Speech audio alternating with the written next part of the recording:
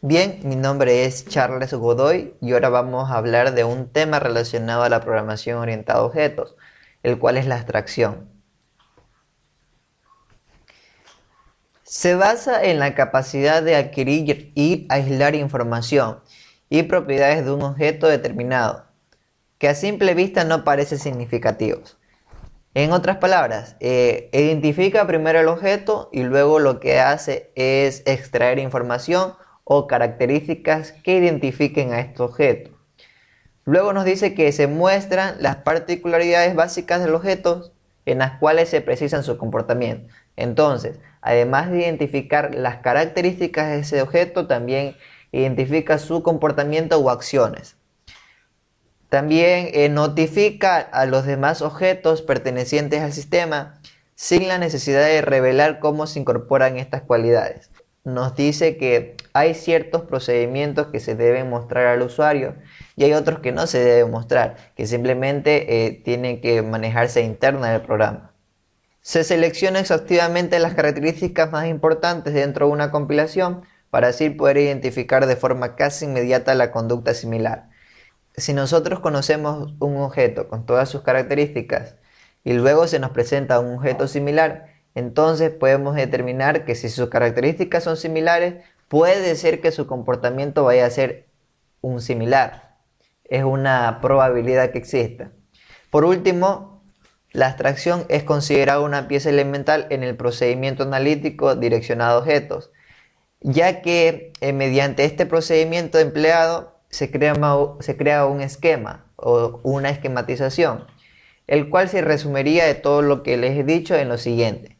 Como título principal sería el nombre del objeto que hemos identificado y luego se divide en dos partes. La primera sería las características de dicho objeto y la segunda sería el comportamiento o las acciones que el mismo realiza. Ahora voy a proceder a explicarles en el programa realizado. Entonces, una vez dentro del programa, identificamos aquí la clase principal y las subclases. Vamos a ir a la subclase deportes. Vamos a proceder a aplicarle la abstracción a esto que hemos elegido, que en este caso sería deportes. Entonces, las características de deportes sería, por ejemplo, dentro de los deportes existen distintos clubes, existen dentro de los clubes posiciones de jugadores, también dorsal, que sería el número, superficie en el cual se desempeña este deporte, el tiempo, número de jugadores en cancha y número de jugadores suplentes. Y también podría ser el tipo de vestimenta. Vamos a ver acá también, ya sería en las clases hijo de deportes. La primera sería fútbol y golf.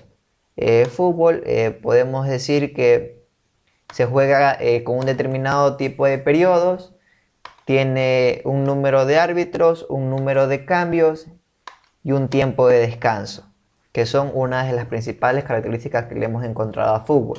Ahora en golf, podemos decir que golf también tiene un descanso diferente al del fútbol, pero también tiene un descanso. También participantes, el número de participantes, el mérito para que se determine un ganador y por último el instrumento que se utiliza. Vamos acá ahora a la clase principal. De esta clase hay varios que posiblemente vamos a compartir acá en fútbol o en golf. Pero también hay varios que son particularmente de estas clases, que no vamos a verlos repetidos en ninguna otras dos. Entonces, en sí, esto sería la abstracción. Determinar primero sobre qué vamos a realizar el programa. Identificar, por ejemplo, en este caso hemos dicho sobre deportes. Luego vamos a sacar las características de esto que hemos identificado, las cuales son un poco generales, y acá en las clases hijo pueden ser un poco más particulares. Y este sería en sí el principio de la abstracción.